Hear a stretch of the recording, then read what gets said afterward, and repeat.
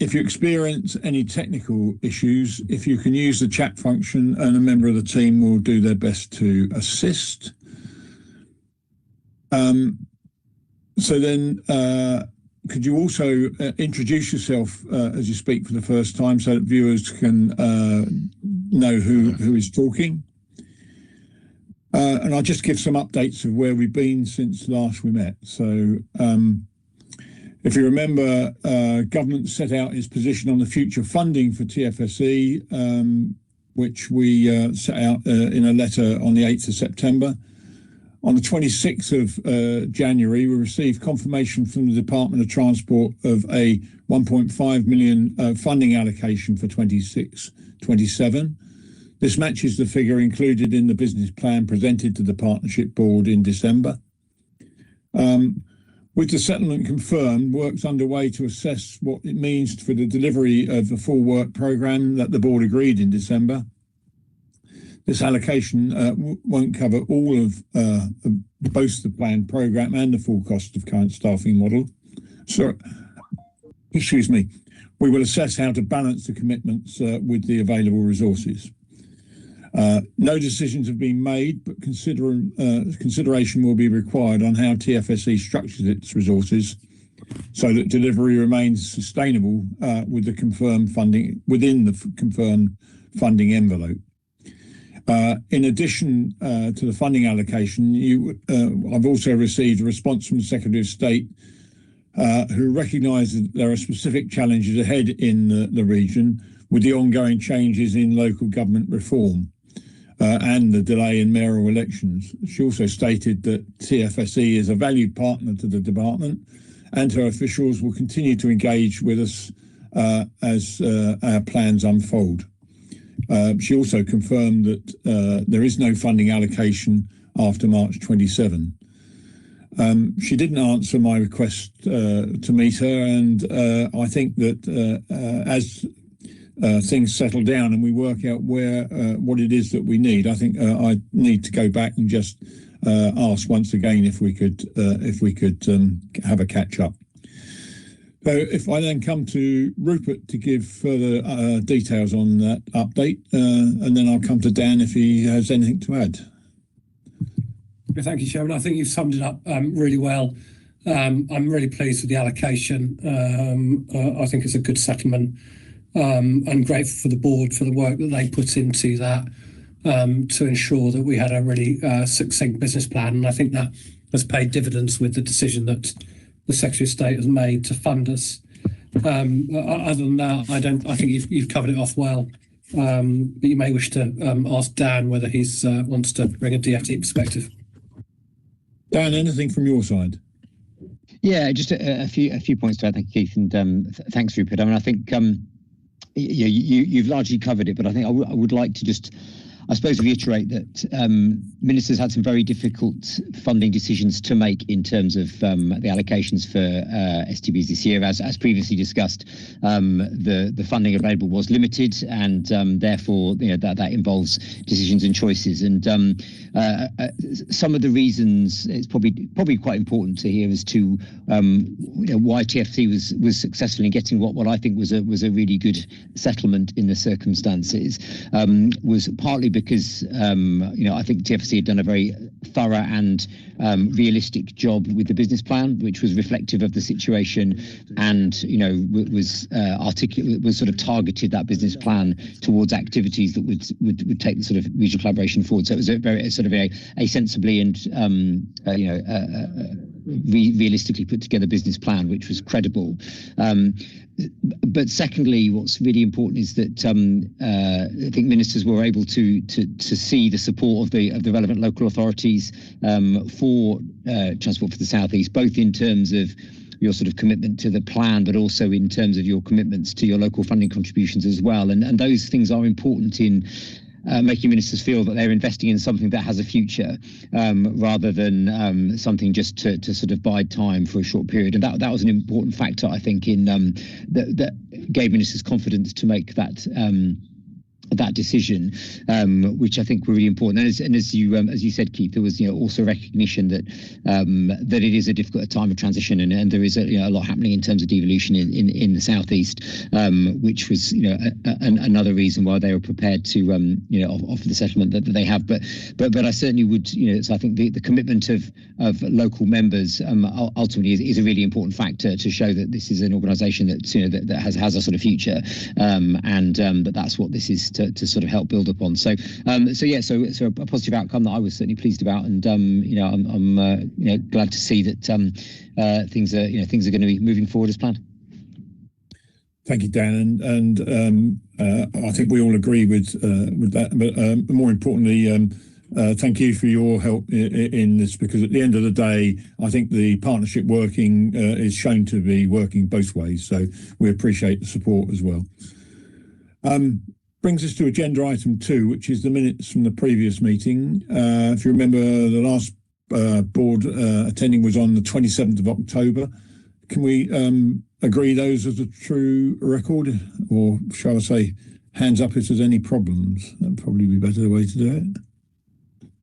Okay, so there were no actions raised at the previous meeting, so we'll just agree those and publish the minutes on the website. Agenda item 3 is the declarations of interest. Is there any declarations that anyone wants to make? None. We have next is statements from the public, and we have no statements received, so nothing to report. So we move on to the first substantive item, which is the TFSE rail strategy. And Kate, I think you're going to introduce this, please. I will do. If you just give me 2 ticks to share my slides, please, Chairman.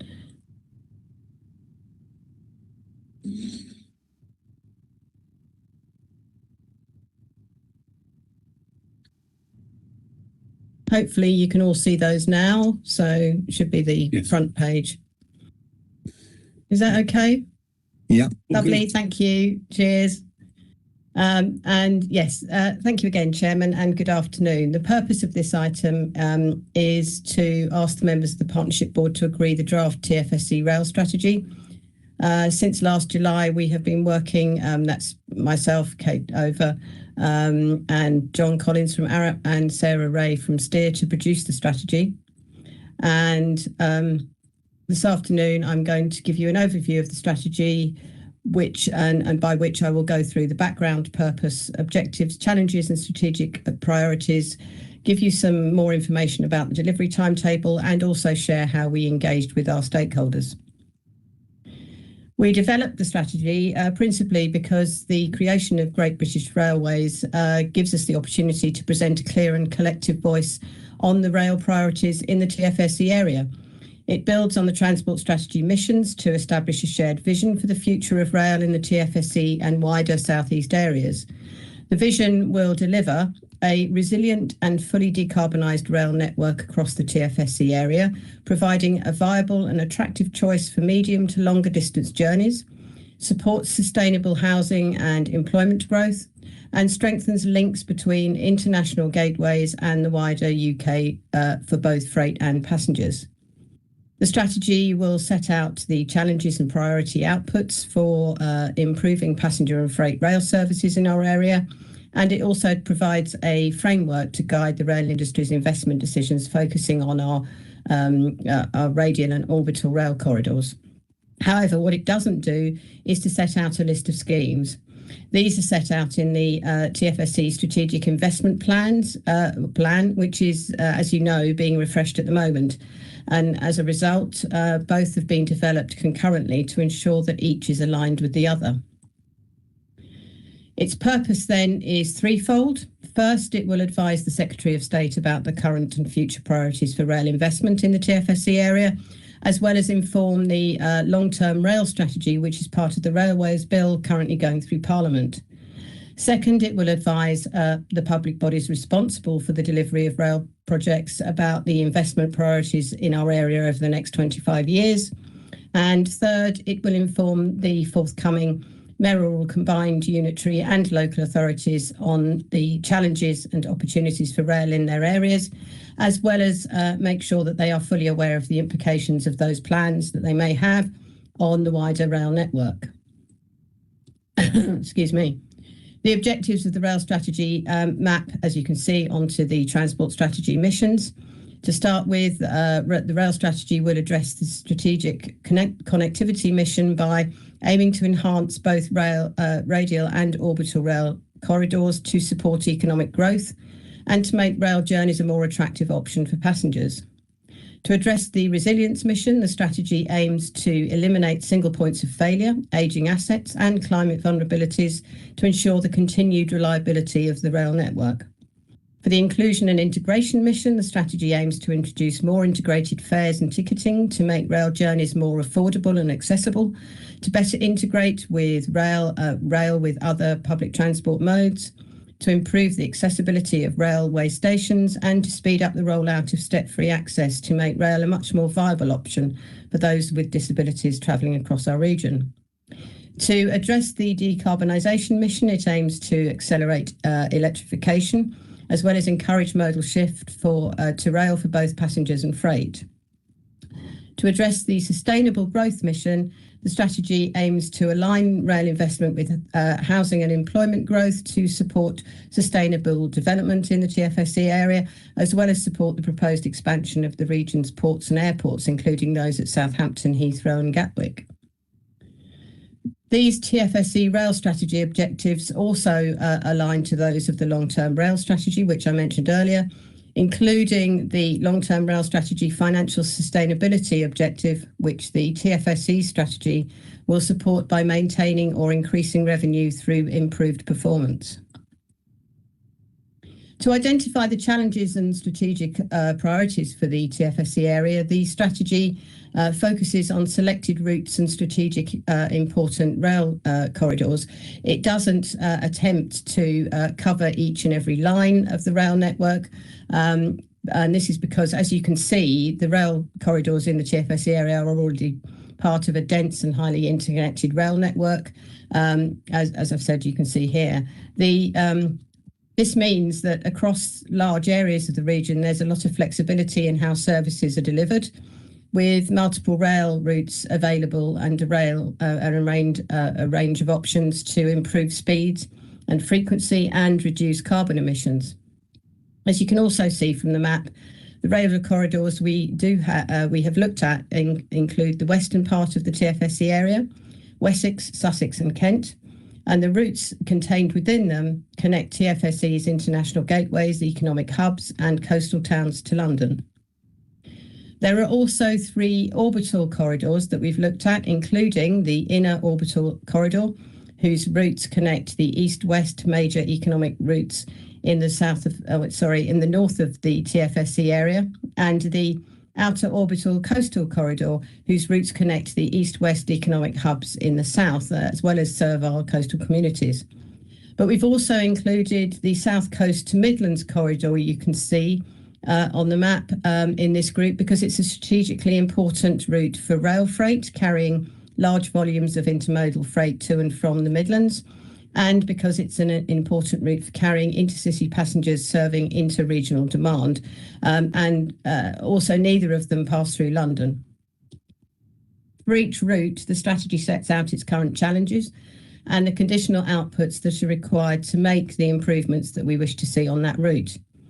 The term conditional outputs has been used because this will refer to the level of service and type of outputs required to achieve those strategic objectives.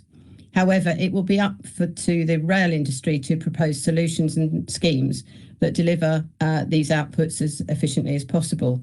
Therefore, we would expect Network Rail, or GBR in the future, will review and consult on these outputs in more detail in due course. The key challenges then for rail have been identified for those corridors and routes, and these can be summarised as follows. As a result of the area's forecasted rapid population growth and plans for 250,000 homes or more in the early or by the early 2030s, There's a potential for continued and worsening congestion, carbon emissions and network resilience unless improvements to the rail services are made. Similarly, poor integration between rail and other public transport modes, poor step-free access to stations and ticket accessibility issues will continue to make it harder for people to use rail. Continued slow line speeds, non-electrified sections or ageing rolling stock, for instance on the Oxted and Marshalling lines, will also continue to make passenger journeys a less attractive option than the car use. TFSE's ports could also be generating significantly more rail freight traffic than they do currently. And this is because they currently face barriers such as pinch points, lack of electrification and limited terminal capacity that will continue to restrict them from growing this type of freight transport in the future. The growth plans at Gatwick, Heathrow, Southampton and Dover also all require step changes in public transport provision to ensure passenger access remains sustainable. And failure to upgrade these links will also constrain economic growth in the TFSE area and the wider UK going forward. And then there is the persistent perception that rail is just too expensive and difficult to use, which will also continue to be a barrier to achieving higher passenger mode shift from road to rail. So how does the rail strategy, the TFSE rail strategy, propose to address these challenges? Well, there are too many individual conditional outputs to go through them all here, but they can be summarised into 8 key priorities. The first of which is more trains with improved frequency, faster services and reduced journey times, all needed for most of the east-west services, as well as those connecting major economic hubs throughout the TFSE area, for example, along the Arun Valley and Medway to Ashford lines. More direct London services are needed from destinations including the South Coast, Portsmouth, North Kent and Medway. Improved resilience and capacity could be delivered by addressing the well-known TFSE bottlenecks at East Croydon, Woking and Southampton. And improved access to airports will be required, including running more early and late passenger trains in and out of Gatwick, implementing the western and southern access routes to Heathrow, and improving the links to Old Oak Common in order to connect with HS2. Also proposed is the introduction of bimodal rolling stock as a short-term solution for these routes, or for those routes that are not electrified, particularly on the North Downs line and Marshalling line. Improved rail freight capacity and journey times could be gained from improving infrastructure, such as using diversionary routes, creating more intermodal rail freight interchanges, and undertaking gauge upgrades. Improved physical and ticketing integration of rail with public transport networks and active travel routes will also make it easier to access rail services. And maintaining high standards of customer service and improving the reliability and punctuality of services should also, as we all know, make rail a much more attractive option to passengers. As I alluded to, there are much more detailed maps and tables showing all the main challenges and conditional outputs for each of the radial and orbital corridors and routes in the draft transport strategy, which was in your pack at Appendix 2 of this item. Moving on to the delivery timetable then. The proposed timetable for the delivery of the conditional outputs is divided into 3 broad time periods, 2025 to 30, 2030 to 40, and from 2050 onwards. However, you need to realise that for the current period, 2025 to 30, most of Network Rail's projects have already been identified as part of the Control Period 7's business planning period and the spending review process. This means that the focus of delivery will remain on projects such as maintaining and optimising the current infrastructure, timetable improvements and improving power supplies. For the 2030-40 time period, however, there could be some potential to deliver smaller infrastructure projects, for example, electrification and service enhancements on the east-west lines, some potential for new privately financed infrastructure such as the access routes to Heathrow, and GBR may also be in a position by then to introduce more widespread fare and ticketing reforms, as well as a new fleet strategy as it becomes more established. The period from 2050 onwards offers the greatest potential for new, larger infrastructure projects such as those we would like to see at the bottlenecks of East Croydon, Woking and Southampton. However, despite this long-term view of delivery, it's worth remembering that we need to start advocating and planning for these improvements now, which is, of course, why we are developing the rail strategy. So to develop the rail strategy, we consulted with a wide range of stakeholders, as you can see here. For example, all the transport officers from our LTAs across the region, Network Rail, the Rail Delivery Group, Rail Freight Group, the passenger train operators such as GBR, Southeastern and GTR, our colleagues at other sister STBs, the ports and airports, Gatwick, Heathrow, Southampton and Portsmouth, as well as the Department of Transport Rail Freight Division. So we've extensively consulted on this. We've held meetings with them all throughout the development of the strategy, and we've also shared the draft strategy with the people you see here, but also more from our local authority partners such as economic development officers and planning officers. As a result, we've incorporated their comments and suggestions into the current version of the strategy that is at Appendix 2. In conclusion then, the rail strategy sets out the strategic objectives and key challenges associated with the development of the rail network in the TFSE area.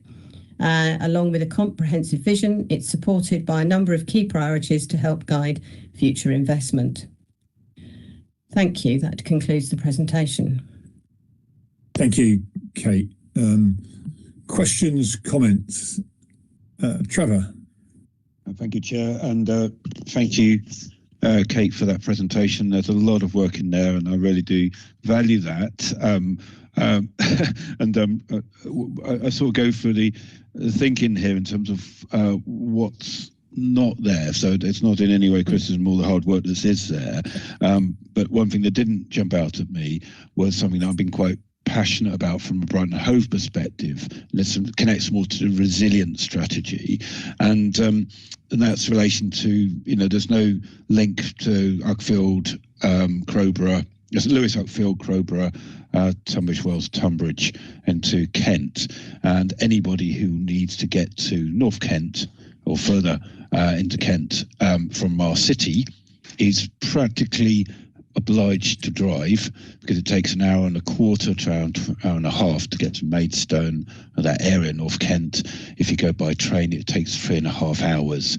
So the difference is very, very apparent. And I'm disappointed not to see that in the map, and maybe it's in the strategy, but I haven't spotted it. But I think it was something we did discuss about resilience. The other concern I've got, in particular along the coast here, is a lot of our healthcare facilities stretch all the way along Sussex, from Hastings through to Worthing and even beyond.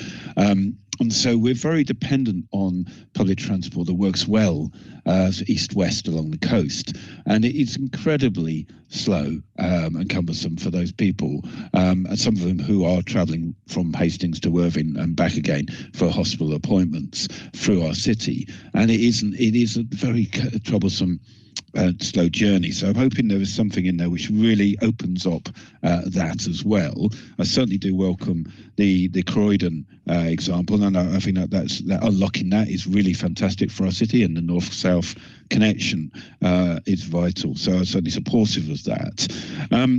On another point, you mentioned step-free access. Yes, absolutely welcome it. But although this is very specific and there's a whole load of context to this, I don't want to distract from that. I had a meeting last week with Network Rail about trying to bring step-free access into Hove Station, and what we got was a wall of reasons why that wasn't possible in terms of funding. I know there's a particular context to that, but the response we were getting is, no, we're not going to do that. And that is very, very clear. It's not ambiguous. That is clear. We do not do that. And they gave examples of why they do not do it on step-free access across the country of all the bridges that they have. And so they were basically pushing us to say, why not find exemption in the equalities assessment so we don't have to put, and I said, that's not the answer. So it's great to have this strategy, but when it's implemented on the ground, Network Rail are basically pushing back so we don't do that. That's my experience from a specific meeting in Hove Station last week. So it's great to have this strategy, but I think we need to actually strategize how we unlock and implement this, not create the barriers which are clearly happening from my own experience. So I don't know. So I know it's very specific, but I just want to reflect that, having had that meeting last week and been quite wound up by it. But yeah, broadly, look, the strategy is good, but I'd highlight those key points if that's okay. Thank you. Okay. I don't know if there's any responses there, or whether you can hang on and bring them all together. Shall I try and bring them all together, Keith? Please, yeah, that would be great. Thank you. Simon, I think you're next, please. Great. Thanks so much, Keith, and thank you, Kate. That was really good to see this come out, and really good, great. As was commented, it's a great piece of work coming together. I think hugely supportive of what's been done.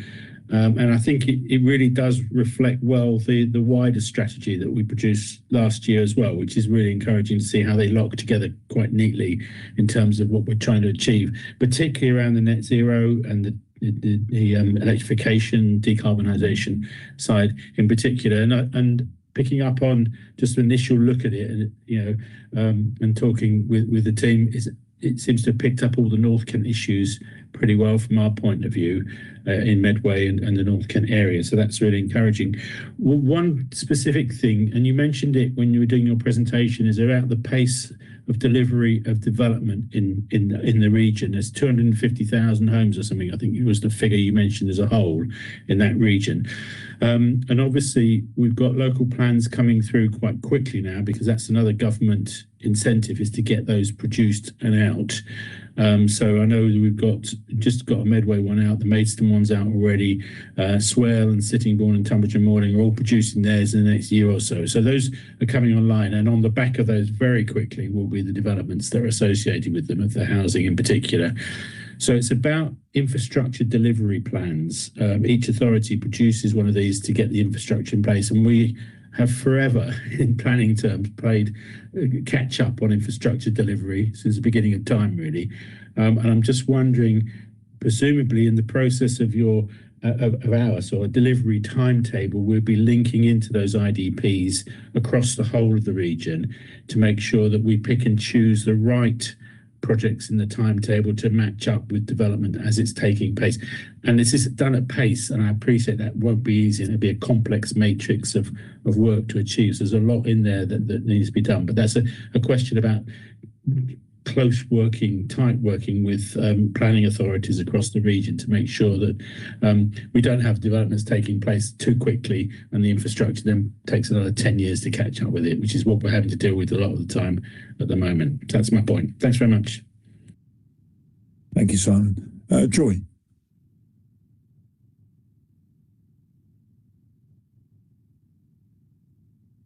Sorry, I was just having a slurp of tea as you asked for me. That's always the way, isn't it? I just wanted to say, thank you. A very good document. And you seem to have picked up most of the issues we face in the region. It certainly sounds like it from my colleagues as well. But I did have a couple of comments. And I know it's not really within our scope to be able to really deal with. And I suppose really if I sort of look at the longer term pieces of work, there is some disappointment there. If I look at page 6, for example, it talks about unlocking capacity into London by extending the range around the Croydon substation. We all know that particular issue, but it doesn't talk about actually unlocking the issue we have coming out of London there as well, down to Gatwick Airport. Because in page 8, it then talks about short-term wise, actually ensuring that we can achieve public transport mode shares for Gatwick. And I'm just trying to understand how we're going to do that in the short term, but in the long term, we can't actually increase capacity, particularly down from London down to Gatwick. And that would include people who are working there and obviously the majority, a lot of passengers. And I suppose, and finally, sort of talking about, we're talking also about increasing capacity of trains from Gatwick to Reading. I'm assuming that's alluding to the fact of not just getting to Reading, but also to Heathrow. We do talk about Heathrow again, but that is also an issue too, as we know. Just thought I would bring those up. Thank you, Joy. Matt. Thank you, Keith. There are two absurdities, I think, that with regards to our rail network that this document correctly picks up on. The first is, we have a situation, certainly in my neck of the woods, where there are two rail lines that effectively operate on diesel. And yet we've got all these net zero and carbon neutral aspirations before 2030.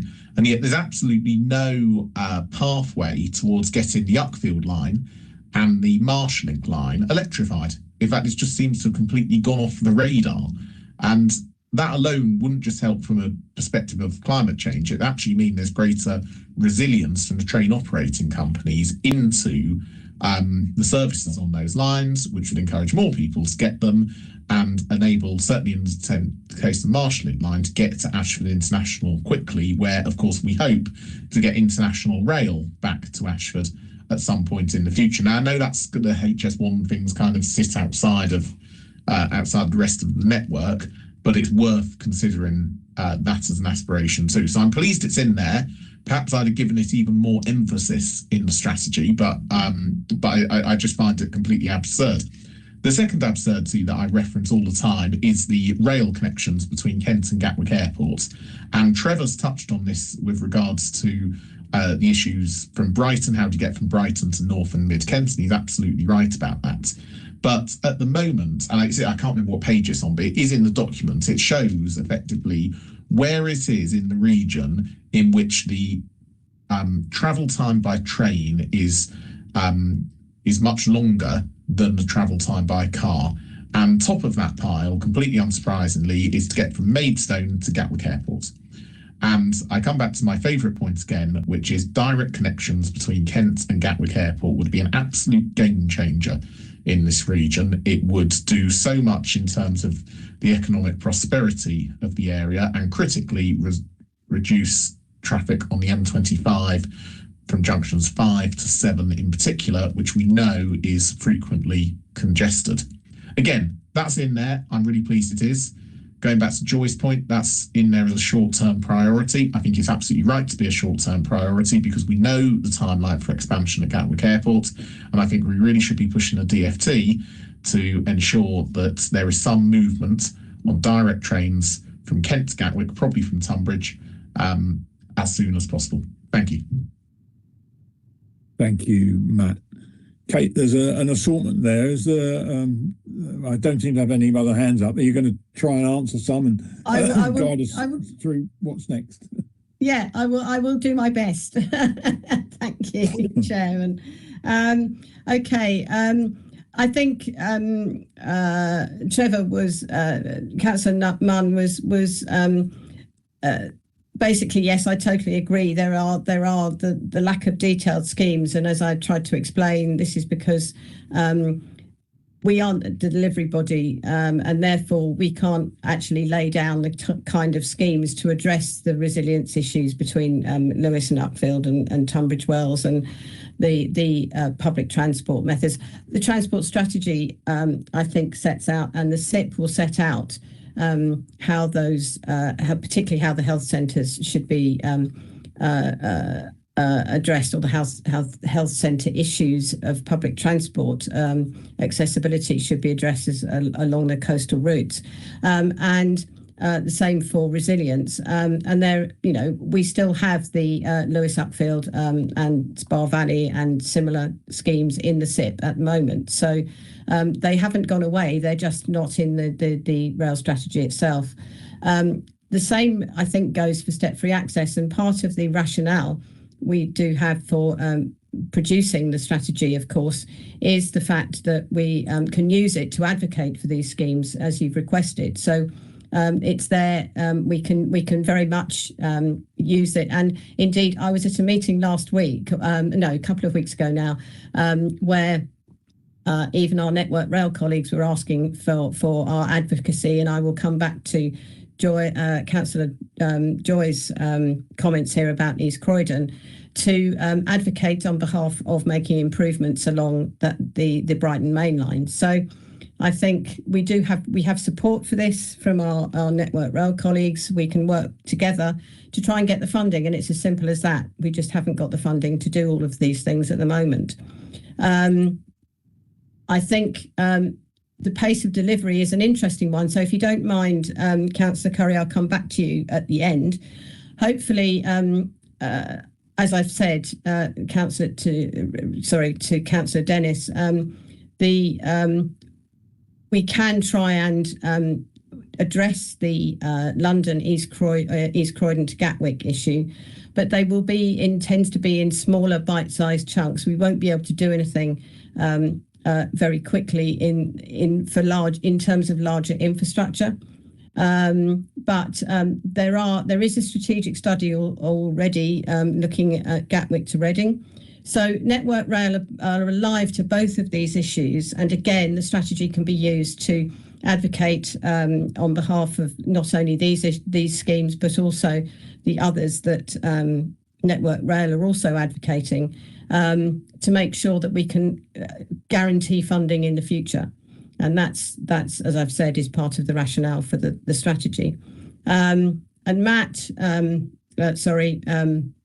Councillor Broughton, we are also looking at, as we know, the electrification is a bit of a difficult issue, and I would like to try and explain the electrification issue for the Uckfield line, because I might get it wrong. I'm not sure if John should be available. John Collins from Arup, he may be able to do this better. We have been in contact though with Sorry, I can't see. Oh, there he is. John, can you explain a bit about why it's not really why the electrification, why we couldn't address the electrification issues through the use of bimodal trains on the Uckfield line a little bit more clear than I probably could. So it's to do with the length of train and the cost of the trains, as well as the potential for recharging them, which is much easier to address on the North Downs and Marshalling lines. Yeah, I'm trying to dig out. We did have this in verbatim from Network Rail. I'm just trying to dig out that email. But in summary, first of all, to provide some assurance that the long-term view is that the entire railway is decarbonised. Oh, we've got Stuart. Stuart can probably give a better one. Stuart's here. So I'll just say quickly. The long-term view is decarbonisation is the end goal, and the means to get there are for the experts to guide us on. But in general, if it needs to go fast up a hill or carry freight, we tend to expect overhead lines will probably be the solution, and that's probably the route for the Southamptons to Midlands corridor. But for others, other solutions will be made available, and all of this is cited and costed in this strategic investment plan. So it is in the pipeline and it's captured. Now Stuart's going to give the technical reasons. I won't give the technical reasons because it will take all day. But seriously, dig out your email you sent a few weeks ago. I was going to say that I support everything that Kate says. First off, the strategy is very helpful in terms of advocacy for a clear direction of travel, and it will be important for us as we build our funding plans for 2029 through to 2034 to have alignment between it. So that's helpful. In terms of decarbonisation, there is a clear expectation that the railway will decarbonise itself and there will be no new diesel-only trains. It's a really complicated relationship of existing rolling stock, electrification, cost optimisation. Do you put batteries on because that then increases the operating charges versus putting it on the ground? The fundamental point around the Uckfield line is that for long trains, particularly when they then travel in beyond Croydon, they would have to have very, very large batteries on them that would potentially kill space on the train, and there might not be the capacity of the network to then charge the batteries as you travel in on electrified lines from the end of the Uckfield branch. So we're looking at a whole load of options hand in hand with GTR and other operators to work out what the optimal fleet strategy in electrification is that will lead to an answer to meet our obligation to decarbonise the railway. The slight challenge from a southern region perspective is that 95% of passengers on the southern region travel on an electrified train. And so there are more challenges more broadly across the network, but I'm here to fight for the southern region rather than the whole network. Thank you, Stuart. Can I just come back? Yes, please do. Before, just to mention the Kent Gatwick, because I know that's of particular importance to a lot of people or a lot of councillors in the room. There is a strategic outline business case that TFSE, Network Rail and Kent County Council are in the process of putting together to submit to the Department for Transport for their consideration. So this is something which is live at the moment. Obviously, we don't know the outcome yet, but we are working on it and we are trying to progress this as we speak. So I hope there is some comfort there for Councillor Broughton and Councillor Munn and everybody else who's got an interest in that. I think the other thing to mention in terms of, bear with me, just so I get this right, Councillor Curry's point of making sure that the housing development and development of the potential train schemes to support them. Interestingly, the consultation on the new planning policy framework, which is currently out for, as I said, for consultation, includes a very, very succinct, a lot of statements about making sure that housing developments are made or rail stations are placed next door to each other. So going forward, I'm hopeful. I'm not going to say much more that in future housing developments and the development of the railway go hand in hand, because obviously that both are very, very. One is dependent on the other. So hopefully that is a bit of good news. I can also see another hand up. Sorry, Councillor Bowman. Hello there. Thank you. Kate, great presentation, really interesting, and I know we're on a wish list here in many ways. So I want to be parochial, and I know Councillor Joy will join me in this one, and that's about the South Coast from Southampton to Brighton, bearing in mind that we have a lot of new housing developments taking place. The whole area is becoming chock-a-block. We have our backs to the sea, quite literally. And I'm just wondering, with no road improvements in sight, particularly around Arundel, which we know was cancelled in 2024, how can we raise this as a priority? I mean, in many ways, it's a single track, isn't it? And you know, we could do so much more and take the pressure off the roads if this rail link was improved. And I just wondering if there's anything we can do to assist you in putting a strong case forward to make this a bit more of a priority as part of the orbital and coastal railway system. I think it's what we can certainly hope to look to be doing is to take your preferences, so to speak, and try to move them forward with Network Rail. And I do take on board all your concerns and the places that you wish to, or the routes that you wish to emphasise. So I think together, as you say, we can perhaps take that forward.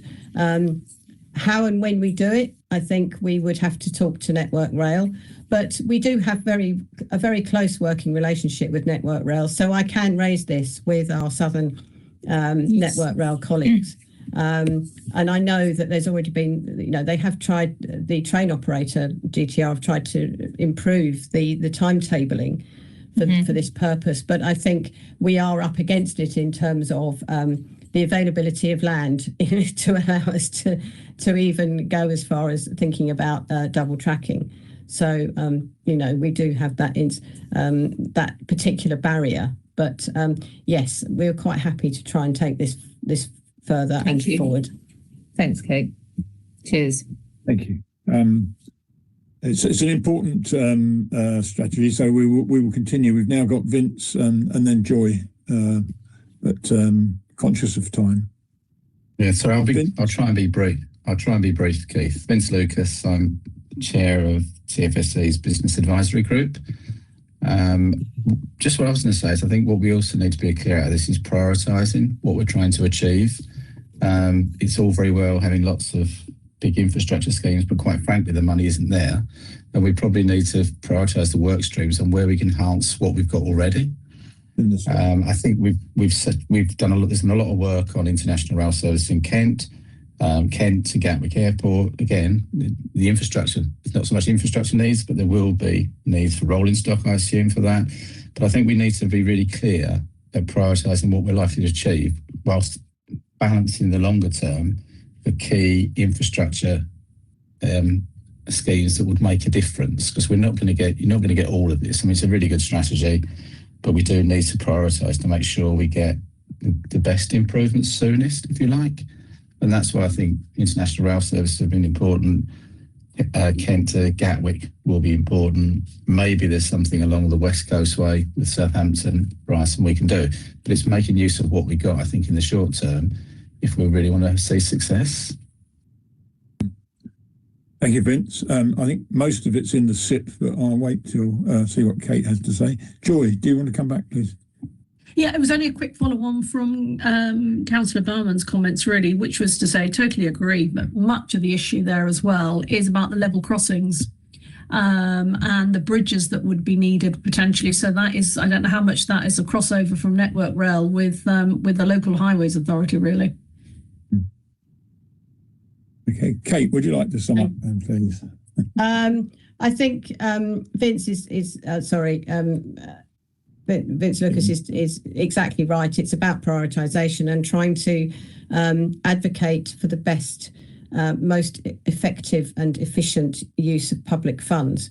It's also, we have said in the strategy that we are looking at investigating private investment, but obviously we are very concerned and we are knowledgeable of the fact that it is very difficult to get private investment on things like the railway, because of the public return isn't necessarily going to produce the returns that they look for investment purposes. So it is a case of prioritisation, and we do need to pay heed to that.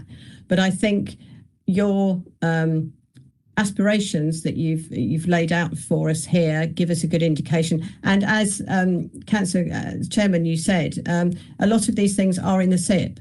So they are never far from our site. And as I've also said, we are quite happy to go and work with Network Rail as to how we can advocate together to make the case much more strongly. But of course, it will also depend on things like business cases and such like. So we will have to be able to make the case economically as well as physically, if you like. I hope that sums up some of the councillors' comments, and I have written them all down, so I am very aware of them. Thank you.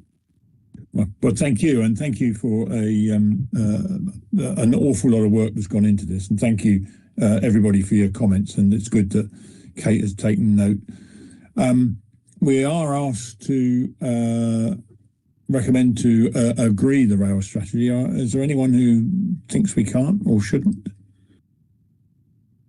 So we take it we can agree the rail strategy. And again, thank you very much. It's another enormous piece of work that is on the way forward. Trevor, you want to? Yeah, look, I mean, just want to clarify that point. I certainly think we can broadly agree with this. I was wondering how those points might be taken forward, in particular in relation to what I see as the gaps, not be that North Kent to Gatwick or North Kent to Brighton or both, for instance, but also I think there's some validity about the capacity along the coast and the delays or the time it takes to get passengers along the coast, the Sussex coast in particular. I think they're all entirely valid. So I don't know how we capture those points.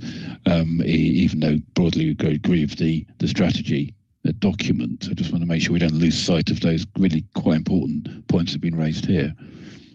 Okay, well, I agree with you. I assumed that that wouldn't happen. Rupert, you wanted to come back? So I suppose the points that members have raised are broadly in the documentation. It comes back to the prioritisation. So we're going through the SIP refresh at the moment.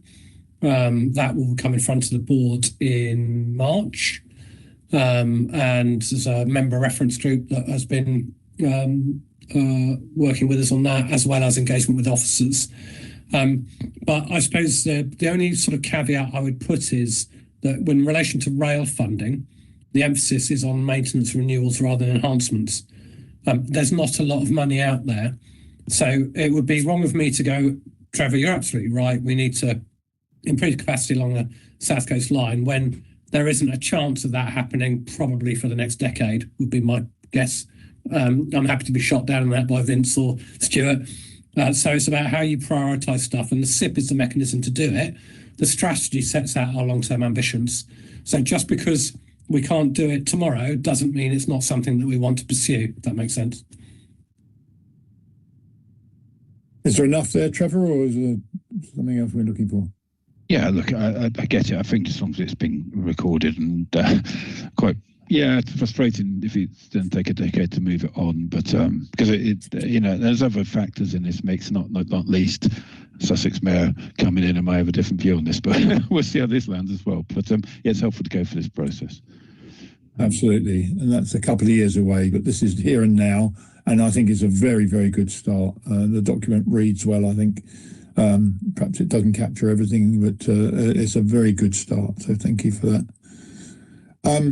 We move on to agenda item 6 then, which is the Audit and Governance Committee. And Councillor Dennis, Joy, I think you're going to take us through it, please. Yes, I'll get conscious of time. I will whip us through it, and so that we have time to discuss anything an issue anybody has. The last meeting was on Friday, the 16th of January, so it wasn't that long ago. At the meeting, there was no update on the submission of the 26-27 business plan to the DFT or on future funding. We will continue to monitor the TFSE financial planning position for 26-27. We did actually review TFSE's finances to the end of Q3 and the forecast to the end of the financial year. We noted that the forecast on spending for freight had increased and the forecasting on decarbonisation had decreased. The explanations were that freight costs were higher than anticipated due to increased supply quotations, but the scope was the same. But the decarbonisation spend reflects a revised approach during the year, with planned expenditure shifting from the updates to the carbon assessment playbook tool towards training local authority officers to use the tool. The committee suggested further work, including capturing infrastructure carbon in the carbon assessment playbook, although alternative tools are identified as a possible means of addressing this. So we did have a very detailed conversation about movements. A fuller finance update is obviously the next agenda item. One of our key functions of this committee is to maintain the TFSE Strategic Risk Register, and we present this to you on a biannual basis. On this occasion, you will note there's a few key changes, and the risks that were marked as complete was risk 21, which was the dissolution of the LEPs. We established they were working well, that was capturing the business vote and feedback into the work of the TFSE and partnership boards. Risk 24, the transport strategy refresh, and constituent authority support. This strategy had been approved and adopted. And the multi-year funding settlement, well, we're now certainty of our funding position in future years from the government. There was also a number of risks that have been updated to reflect increased uncertainties, particularly around devolution and local government reorganisation. To mitigate these risks, the committee agreed that a greater emphasis ought to be given to communications and arrangements with new and existing stakeholders. For example, potentially the new mayors. We also highlighted an additional risk reflecting the challenges associated with the delivery of our MRN schemes, which are being captured in risk 22 in Appendix 1. This reflects the fact that it's challenging for local authorities to progress these schemes without clarity on their future organisation and financial position, as many of us approach local government review. The risk register will be submitted to the DfT following this meeting as part of our regular quarterly reporting, and the subsequent meeting of this committee will take place in March 26. The recommendation is to comment on the discussions and actions arising from that meeting. Thank you. Thank you. Are there any questions or comments? No hands going up. Again, from my perspective, I think it's really good to get a report that highlights the issues that we are facing and brings them to our attention. And so thank you again, all of you on the committee, for the work you do. And if nobody's going to raise their hand, I will assume that we are accepting the report as printed, yeah? Thank you. Can I just thank the members of the committee for, it was a very healthy discussion. Brilliant. Thank you very much. So when we come now to agenda item 7, which is the finance update, and I think, Keir, you're going to introduce it, please. Yeah, thank you.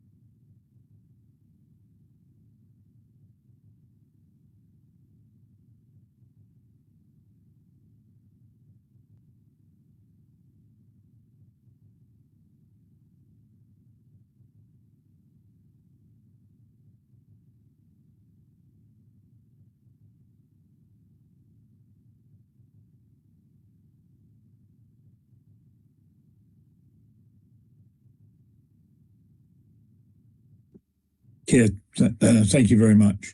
Are there any questions or comments on the finance paper?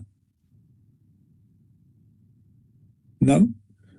Again, we are recommended to note the financial position to the end of Q3 25-26. So, Keir, thank you very much for that. We now come to agenda item 8, which is the responses to consultation. And Rupert, I think you're going to introduce, please. Thank you, Chairman. So 6 responses for you. Firstly, our response to Brighton Hove's city transport plan, clear alignment with our transport strategy and strategic investment plan, and some important and significant schemes around the A27, A23 and rail enhancements to reinforce the city's role in the sort of that wider southeast network. The second consultation is the National Energy System Operators consultation on the Transitional Regional Energy Strategic Plan. It's quite a mouthful, these next two. But we have broad support for this. We certainly in our response emphasise the need for stronger integration of transport energy demand, notably around ports, airports, freight corridors and so on, and noting the EV infrastructure gaps. We also called for more open map-based data sets. On a theme, National Energy System Operators consultation on the methodology for the Regional Energy Strategic Plan. Again, supportive of the overall approach. We offered some constructive suggestions, we think, around engagement, data integration, freight and cross-boundary impacts, but also highlighting need for clearer governance and the need for improved transport-related energy assumptions. The fourth was on the DfT's walking and cycling investment strategy. Again, supporting the ambitions of this. Also asking that there is a need for revenue funding as well as capital expenditure. So that recognises, capacity and capability in bringing these things forward. And then the final two were related. They were local government reorganisation. As you might expect, Transport South East remains neutral on governance options, but just our response has just said GFC will work constructively with whatever future bodies are there. And those are the 6 consultations.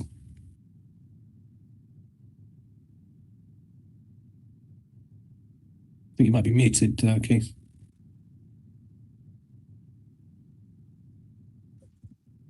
Can you hear me now? Yes. You can? Yeah, no, yeah. Oh, good. Right, thank you. No comments, no questions. So the recommendations are there. Are we happy to agree those? Nobody against? Thank you. Agreed.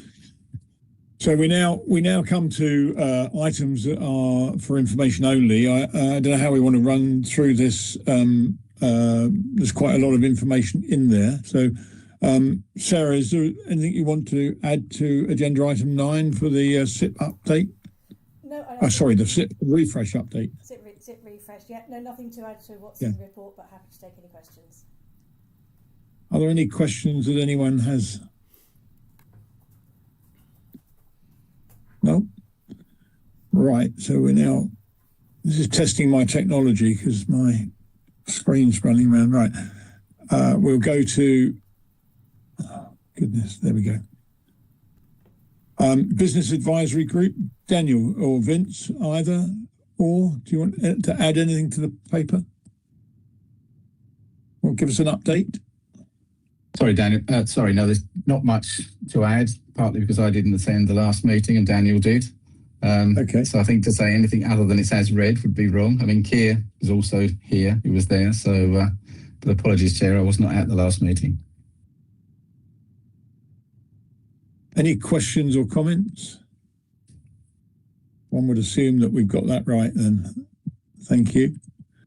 Note again. So then we come on to 11, which is the analytical framework. And Sarah, anything you want to add? Nothing to add to what was in the report. I'd just obviously say we do have now quite a lot of data sets which are available to all our authorities. Should they wish to take advantage of that, please do contact us. Again, questions, comments? None?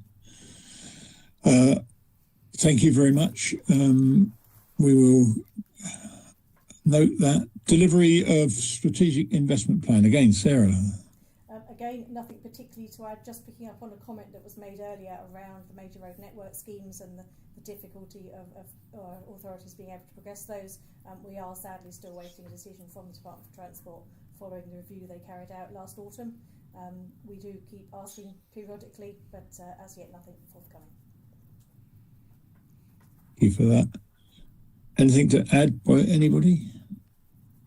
No? Okay, well, we'll note that. Technical program update, Mark? No, as it says on the slide there, updates on a number of elements of the technical program. Happy to take any questions. Are there any questions?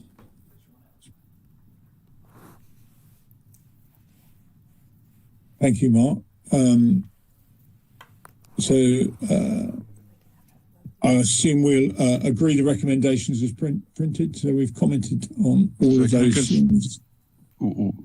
Sorry, yeah, Trevor. One just a small thing. Obviously, as a city, we absolutely love electric charging points and really going for it big time. One thing that I do drive electric vehicle, and one thing I'm very struck by is the lack of infrastructure on our motorway networks, particularly. I'm literally comparing it with France, where you got 180 kilowatt, 200 kilowatt charging points all around their motorway network, and it seems incredibly rare. I don't think Clackett Lane is still 45 kilowatts, but I hope it's upgraded soon. But I'm just wondering, how we get on with that regionally? Who can help on that one? Is that you, Mark? To their credit, I think National Highways have a comprehensive programme to roll out in more electric vehicle charging infrastructure at the higher kilowatt end. I'm kind of convinced that they have matters in hand, and obviously we'll continue to work with them to ensure that rollout happens expediently as possible. But so I think they've very much got that under control as far as is possible. But space obviously being an issue, and grid supply challenges sometimes constraining things. But yes, National Highways have that issue under control. It's a bit like British Rail used to be. We're getting there slowly. Sooner better, but thank you.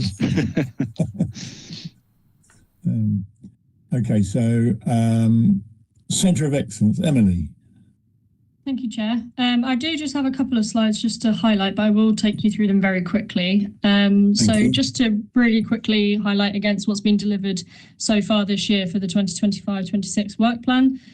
We've delivered quite a few different categories against capability topics, but just to highlight through some of the key stats there. So you've got 22 webinars and events have been delivered since November, so that was since the last partnership board. They have been a mix of policy, technical and practical officer focused content, and it's been a combination of how they've been led as well. So some of them have been led by TFSE, some of them have been led by subject matter experts, and some of them have been led by local authorities themselves as well. And they're aligning really well with the capability gaps as well in the survey that we received last April. So we really are trying to plug some of those gaps. And you can see the topics just there on the right hand side. So there's been 3 webinars delivered against EV seminars so far, 3 also against awareness of emerging technologies, with a case study library growing on that as well. We are also delivering reports and webinars against the devolution impacts, particularly against buses. We've delivered against AI in transport planning. This one was highlighted as a key priority. So we started this one off with an introductory webinar, but led it all the way up to a university-led in-person training event. And we will have a roundtable next week. So hopefully we'll see a couple of you at that. We have also got 4 webinars which were delivered against modelling and forecasting.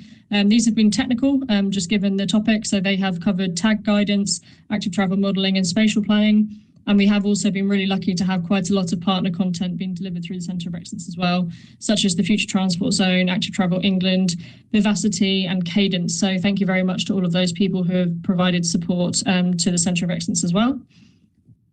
And just to really quickly take you through the monitoring and evaluation, because I just think it's really good to see the level of engagement and how much it's increasing.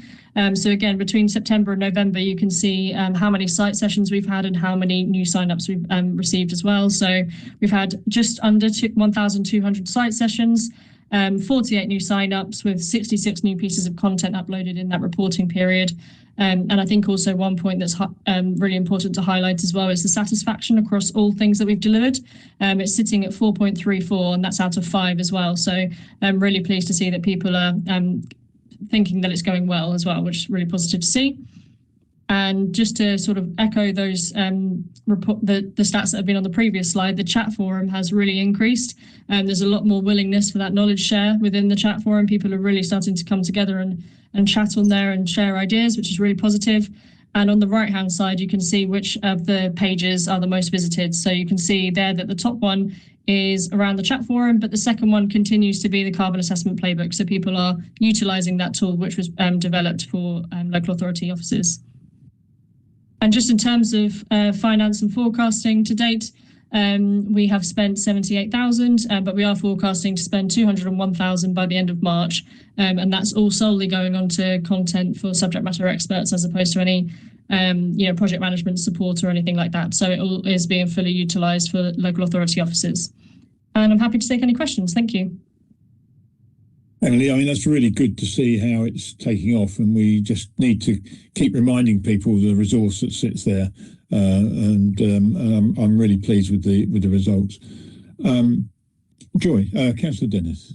Yeah, I absolutely. I'm really pleased with the progress on this, and I'm hearing good things. Is what I'm is to say as well. So it's a compliment, and keep up the good work. And I think this is going to be really key going forward. So thank you. Thank you, Trevor. Thank you. I concur with Joy, Councillor Dennis, on this. I think you're doing great work, and I want to value that. As you know, we've done our transport plan over recent months, and we used this carbon assessment playbook tool a lot. We've worked it quite well, and I think got some interesting questions and feedback around during our consultation on it as well, which may have been bounced over to you for questions. But yeah, just really, really great work. Really important that we have this centre of excellence, and I certainly do support it. So thank you. Thank you. Emily, again, thank you very much. And if it keeps going at this rate, we should be very pleased. So again, thank you. Agenda item 18 is the advisory panel and transport forum. Jeff, I think you're going to give us an update, please.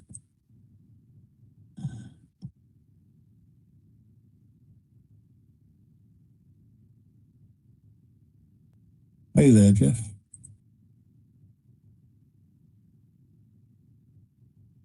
Have we lost Jeff? You're on mute, Jeff.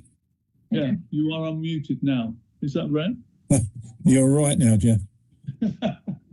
That's all right. I didn't say anything that was sensible anyway. Compared with all of the things that all of the people on this call, it is that it was necessary or has looked very well at all of the things that have been done. But I think I'd like to come back to Rupert and others to think again a bit more about the Transport Forum and the advisory panel, that we could come back to you perhaps in the next one of the next meetings and deal with it that way, Keith. Yeah, more than happy for that to happen. Any specific questions for Jeff? No? We look forward to that happening. And Jeff, is there anything you want of me or Rupert, then just let us know. Thank you. So we come to saying, I think, just before we move on, Keith, I think we've got the next Transport Forum, Jeff's on the 12th of March. Is that? Yes. So we've got in London, and that will focus on devolution, the SIP refresh, and university and business reps and TFSE views on challenges for the transport sector. So Jeff's pulling, all of that together along with the advisory panel. Thank you. Good. Thank you. So we come then to communications and stakeholder engagement. Hello, Chair. Thank you. Nothing really to add to the paper, really. But I'm here for any questions if anyone's got any questions. Yeah. Any questions on comms and stakeholder engagement? No. Well, we've flown through that section, and I don't want anyone to think that it's a lack of interest, but there's going on. I think actually getting the settlement agreed now from DfT and the ability now to plan next year gives us another renewed focus. So we will continue down the road. And a big thank you for me for all the work that's going on. 20 is any other business. Now, anyone's got anything they want to raise, hand up. I can't go around everybody. Not individually. No? That's put everybody off. Well, apologies for that, but it wasn't designed that way. if there is any other business, I'd say thank you all very much. Next meeting is scheduled for in person, as I say, on 29th of March in London at the ICE building. So look forward to seeing you all there. Chairman, my fault. I think it's the 27th of March. Oh my goodness. Otherwise, I don't think you lot want to meet on a Sunday. I think it's the 27th. Is am I right, Keir? Is it 27th? No, sorry. 26th, sorry, 26th. 26th, Yeah, 26th. Well, it's sometime in March, probably the 26th. Okay, I'm going to check that. My briefing note says the 29th, but I won't be there on the 29th, I promise you. But I'm sure we'll get that confirmed. Look, it's there. Well done. Thank you very much indeed. Look forward to seeing you all then. Thanks, everybody.